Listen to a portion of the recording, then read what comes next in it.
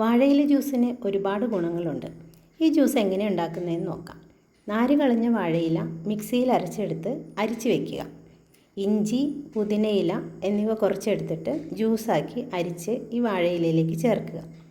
ശർക്കര പാനിയാക്കി അരിച്ചെടുത്ത് അതിലേക്ക് മിക്സ് ചെയ്യുക. കുറച്ച് ഏലക്കായ കൂടി പൊടിച്ച് ചേർക്കുക. ലാസ്റ്റ് ചെറുനാരങ്ങ പിഴിഞ്ഞ് ചേർത്തിട്ട് നമുക്ക് ഈ ജ്യൂസ് കുടിക്കാനായിട്ട് സാധിക്കും. നമ്മൾ എത്ര ഗ്ലാസ്സാണോ ഉണ്ടാക്കാൻ ഉദ്ദേശിക്കുന്നത് അതിനനുസരിച്ചിട്ടുള്ള അളവിലും മധുരത്തിലും ഈ ജ്യൂസ് ഉണ്ടാക്കാം. വീട്ടിൽ ഗസ്റ്റ് വരുമ്പോഴും നമുക്ക് ഈ ഹെൽത്തി ജ്യൂസ് കൊടുക്കാനായിട്ട് സാധിക്കും. വാഴയിലയിൽ ധാരാളം ആൻറ്റി ഓക്സിഡൻറ്റുകളും ഫൈറ്റോ കെമിക്കലും അടങ്ങിയിട്ടുണ്ട്.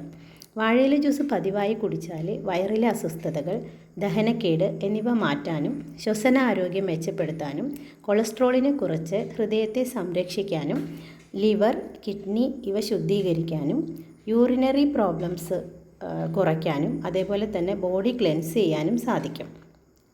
ഇത് പതിവായിട്ട് നമ്മൾ കുടിച്ചിട്ടുണ്ടെങ്കിൽ നമുക്ക് ഒരുപാട് മാറ്റങ്ങൾ നമ്മുടെ ശരീരത്തിൽ ഉണ്ടാക്കാൻ പറ്റും. അപ്പോൾ എല്ലാവരും ഒന്ന് ട്രൈ ചെയ്യുക.